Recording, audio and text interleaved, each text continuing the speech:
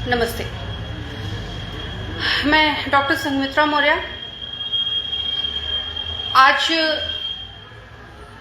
Live हूँ, वैसे मैं लाइव नहीं रहती हूँ और लाइव भी मजबूरी में आई हूँ, क्योंकि आज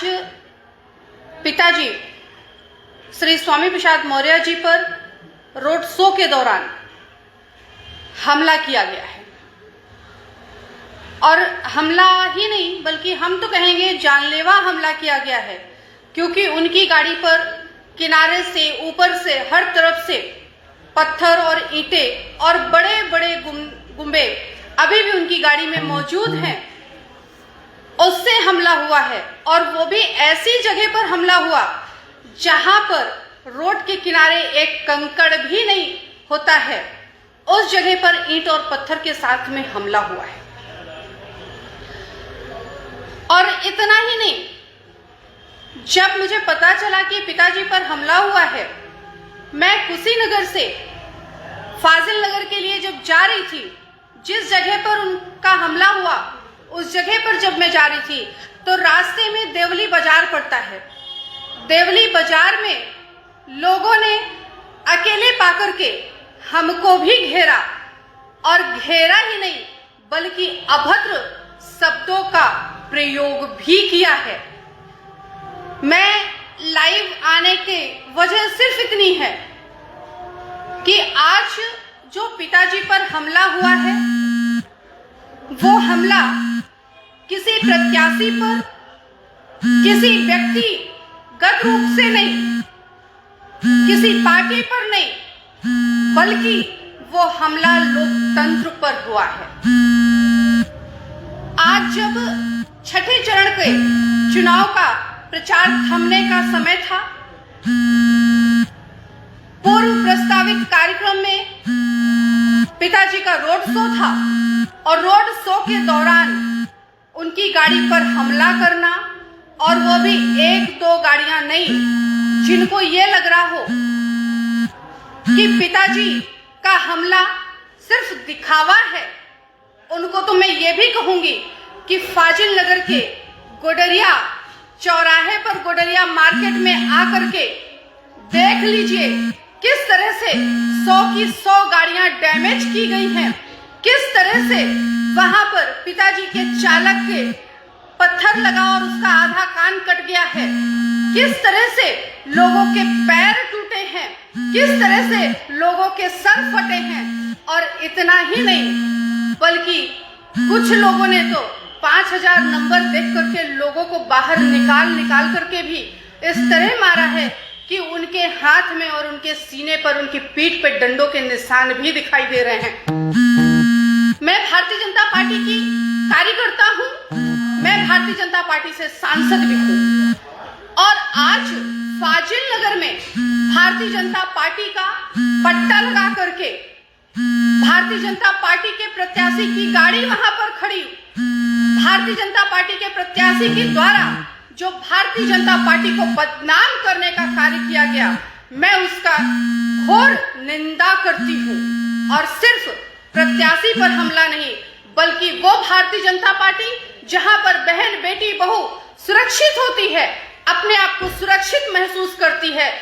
उसी पार्टी की सांसद के साथ भी भारतीय जनता पार्टी के कार्यकर्ताओं ने अभद्रता दिखा करके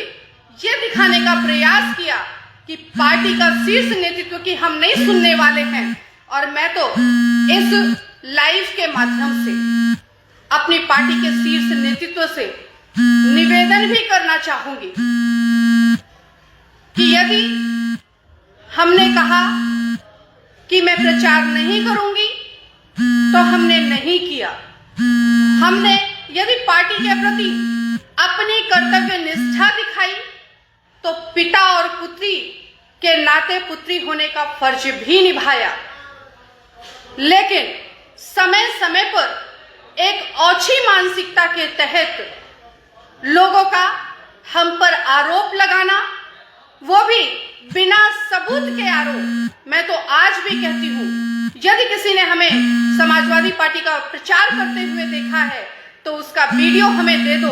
और हम मान जाएंगे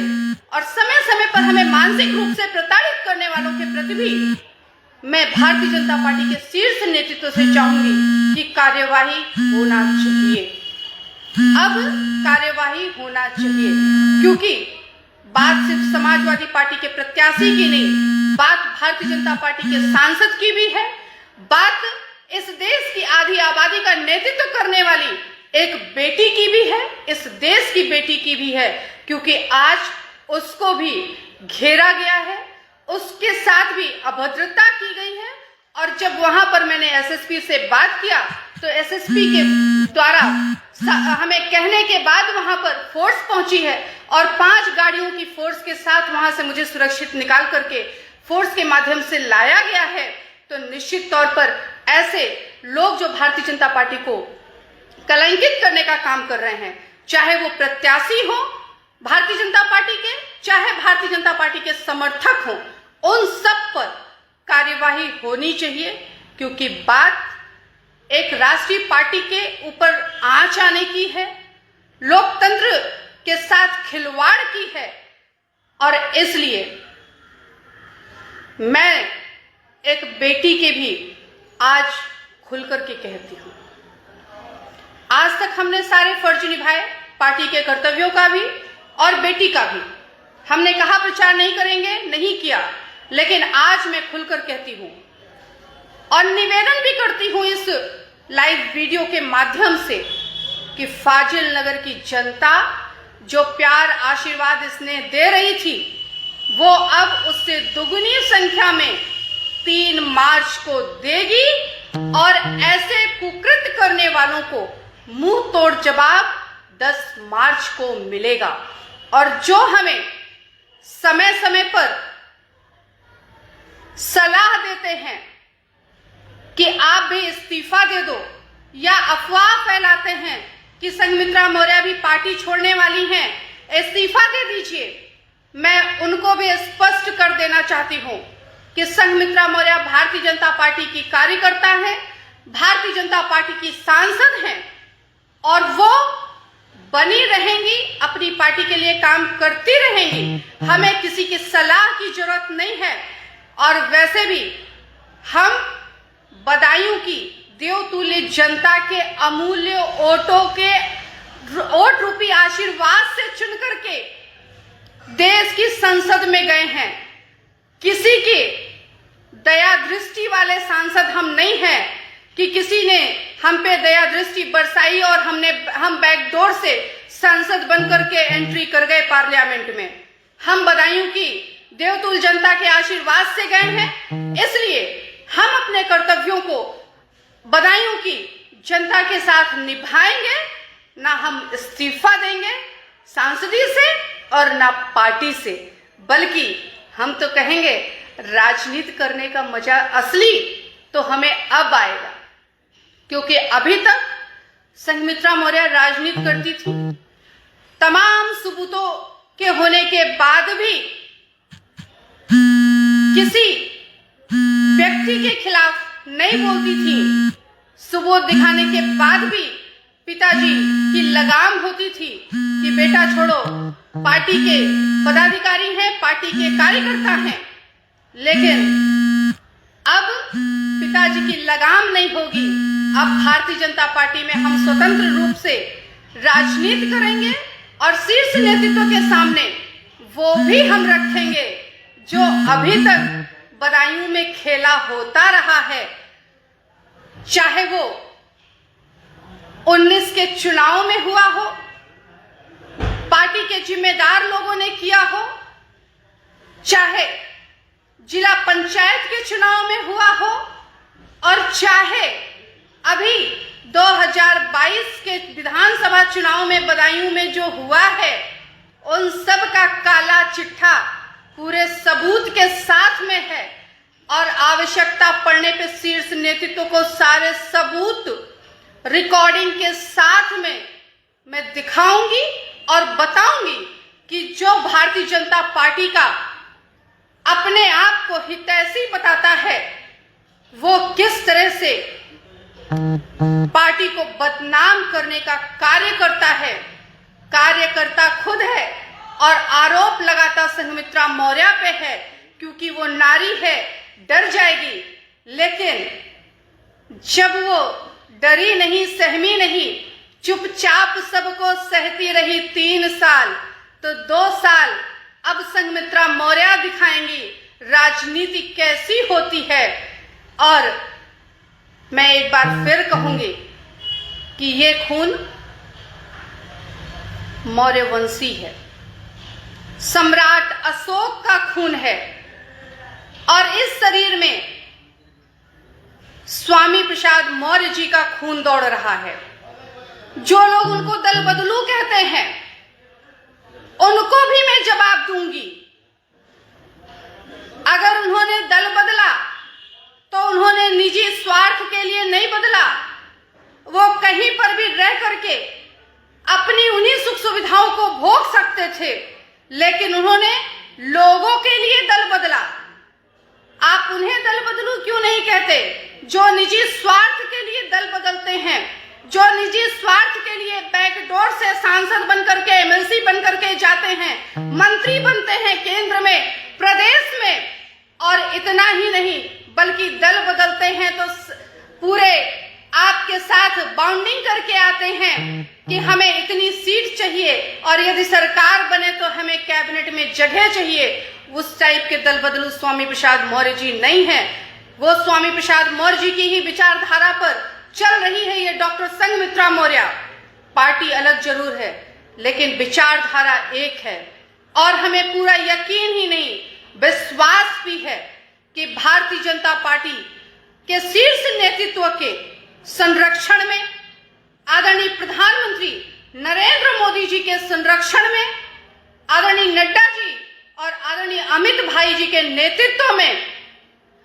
ऐसे लोगों के खिलाफ भी अब संघमित्रा मौर्य मोर्चा खोलेंगी। और अगर अब संघमित्रा मौर्य पर कोई इतना सा भी करेगा तो उस सबूत के साथ में संघमित्रा मौर्य इतना करके वहां पर खड़ी होंगी, क्योंकि संघमित्रा मौर्य भी इस देश की आधी आबादी के नेतृत्व के साथ साथ दलितों, पिछड़ों, शोषितों की भी राजनीति कर रही हैं। और आज संघमित्रा मौर्य को सिर्फ दलित पिछड़ा ही नहीं बल्कि बहुत बड़ी संख्या में अगड़ों का भी आशीर्वाद मिल रहा है। उन सब के आशीर्वाद से एक नई नींव मजबूत हो रही है, जिसको हिला पाना किसी के बस की बात नहीं होगी। और मैं एक बार पुनः फाजिल नगर विधानसभा में भारतीय जनता पार्टी के प्रत्याशी के द्वारा किए गए कृत्य का खुल करके विरोध करती हूं, और मैं चाहूंगी कि शीर्ष नेतृत्व प्रत्याशी के साथ साथ उन कार्यकर्ताओं पर भी कार्यवाही करे, क्योंकि सिर्फ सांसद को नहीं बल्कि भारत की बेटी को घेरा गया है। और भारत की बेटी किस तरह बच करके आई है, ये वीडियो मिलते ही मैं आपको खुद उपलब्ध करवाऊंगी। और फिर एक बार कहूंगी, जिनको लगता है ये सिर्फ एक हादसा है या सुर्खियां बटोरना है, उनको मैं फिर कहूंगी कि वो जो है गुडरिया रोड पर जाकर के देख लें कि किस तरह से पिताजी के ऊपर हमला हुआ है, और पिताजी के ऊपर हुए हमले को एक बेटी निंदा करती है। और निंदा ही नहीं बल्कि एक बेटी फाजिल नगर की जनता से आह्वान भी करती है कि फाजिल नगर की जनता आने वाले समय में 3 मार्च को मुंह तोड़ जवाब अपने अपने बूथों पर जाकर के देगी। और 10 तारीख को जब गिनती होगी तो जो सबके अंदर खलबली मची है वो अपने आप दिख जाएगा।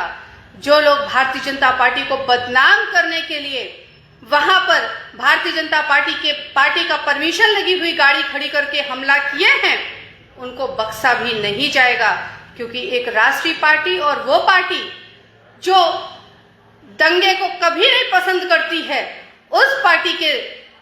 प्रत्याशी के द्वारा दंगा करके पार्टी को जो बदनाम करने का कृत्य किया गया है, वो निश्चित तौर पर निंदनीय ही नहीं, घोर निंदा मैं उसकी करती हूं। और मैं एक बार सब लोगों को, आप सबको ये सूचित करती हूं कि पिताजी के काफिले पे जो हमला हुआ, वो हमला पिताजी पर जानलेवा हमला था, क्योंकि जितनी 5000 गाड़ियां थी, उन सारी गाड़ियों पर आगे से, पीछे से, दाएं से, बाएं से के साथ साथ ऊपर से भी ईंट पत्थर फेंके गए हैं। हो सकता है ये इत्तेफाक रहा हो और पिताजी आज अपनी गाड़ी के बजाय दूसरी गाड़ी में बैठ गए थे, जिसकी वजह से पिताजी सुरक्षित हैं, लेकिन उनके काफिले में चल रही 100 गाड़ियों को डैमेज किया गया है। बहुत से भाइयों के सर्फ में चोट आई है। पिताजी के चालक को लगा है उसका आधा कान कट गया है। बहुत से भाइयों के पैर टूटे हैं, हाथ टूटे हैं। वहां की जनता को भी बहुत चोटें आई हैं। मैं निर्वाचन से अपील करूंगी कि लोकतंत्र पर ये जो हमला हुआ है, इस पे कड़ी से कड़ी कार्यवाही होनी चाहिए, तभी सच्चे तौर पर लोकतंत्र जीवित रहेगा और इस देश के लोग सुरक्षित रहेंगे। इन्हीं निवेदन और अपील के साथ में आप सबको एक बार पुनः सूचित करती हूँ कि पिताजी सुरक्षित हैं, आप सबके आशीर्वाद और प्यार से। बहुत बहुत धन्यवाद।